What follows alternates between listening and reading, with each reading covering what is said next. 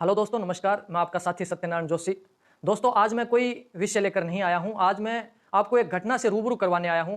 दोस्तों, जिस तरह से आज सूरतगढ़ की भूमि पर समाज सेवियों की, प्रकृति प्रेमियों की जो मेहनत, जो परिश्रम और उनके द्वारा जो कीमती समय लगाया गया था, उसको ताक पर रखकर जिस तरह से घटिया कृत्य किया गया, उसकी जितनी निंदा की जा सकती उतनी कम होगी।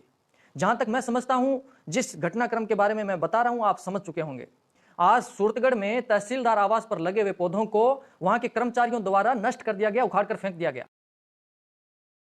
लगे उन पौधों को किसी प्रकृति प्रेमी ने लगाया था और वो पौधे 4-5 फीट के हाइट के थे और जो पेड़ का आकार ले चुके थे, लेकिन नगर पालिका कर्मियों द्वारा उनको नष्ट कर दिया गया, उनको उखाड़ कर फेंक दिया गया।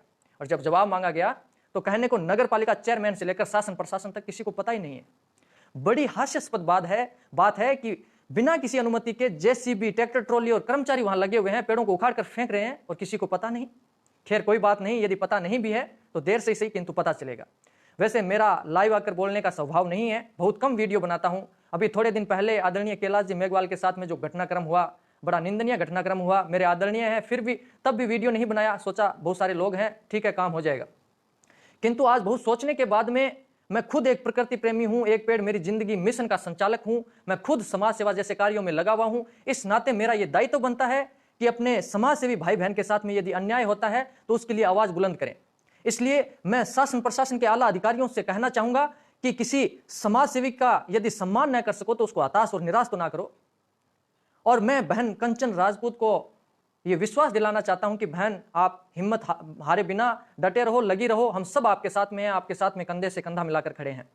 क्योंकि दोस्तों, जब कोई व्यक्ति समाज के लिए घर से निकलता है तो अपने बहुत सारे सपनों को, अपने भविष्य को दाव पर लगाकर निकलता है। उस समय उसको किसी क्षेत्र विशेष में उपलब्धियां हासिल करना, नित नई ऊंचाइयां हासिल करना नगण्य सा लगने लगता है। उसको उसके लिए केवल और केवल समाज की वह पीड़ा, समाज की उन समस्याएं उसके नजर में आती है। उसके लिए उपलब्धियां वही होती है और ऊंचाइयां भी वही होती है।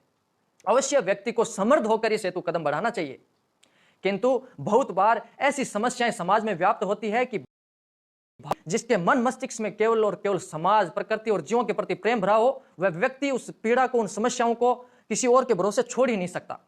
और बहन कंचन राजपूत भी ऐसे व्यक्तियों में से एक है। मुझे कहते हुए गर्व हो रहा है, जो पिछले 3 वर्षों से दिन रात मेहनत करके पेड़ों का संरक्षण कर रही थी, जो पेड़ों के संरक्षण में लगी हुई थी, जिसने एक एक पौधे को अपने बच्चे की तरह परवरिश करके पाला है। ऐसे पर्यावरण प्रेमी द्वारा लगाया गया यदि एक पौधा भी नष्ट होता है तो इसकी पीड़ा केवल और केवल एक प्रकृति प्रेमी समझ सकता है।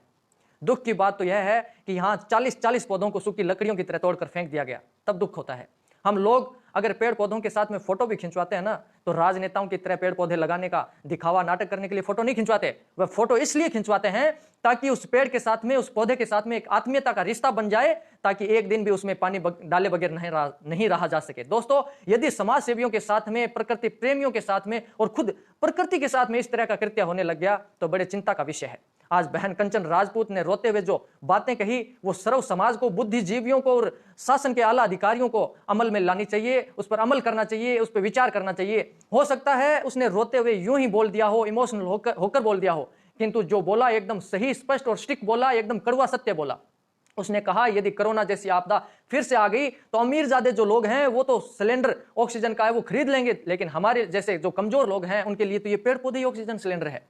और जो बात उसने बोली वास्तव में बड़ी स्टिक बात और विचार, हम सब के लिए, वास्तव में हम सब के लिए ऑक्सीजन सिलेंडर पेड़ पौधे ही हैं। और दूसरी बात उसने जो बोली कि मेरी 2 सालों की मेहनत पर पानी फेर दिया, मुझे आज से यह कार्य छोड़ देना चाहिए।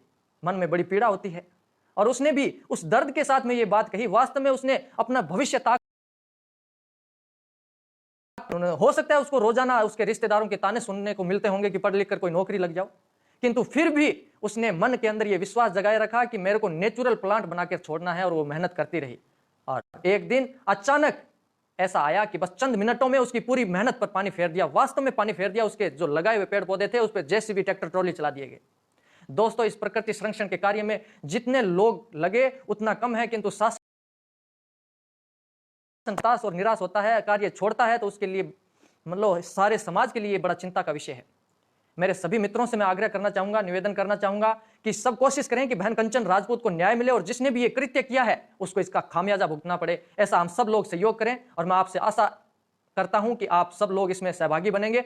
शासन प्रशासन से भी आग्रह करता हूं कि यदि आपको लगता है कि आपसे वास्तव में कोई गलती हुई है और उसका एहसास हो रहा है, तो आप उस गलती की भरपाई के लिए कंचन राजपूत का विश्वास जीतने का प्रयास करें और उसके कहे मुताबिक वृक्षारोपण करवाएं। ऐसा मेरा आपसे निवेदन है और इसको अमल में लेते हुए इस पर कार्रवाई करें। धन्यवाद।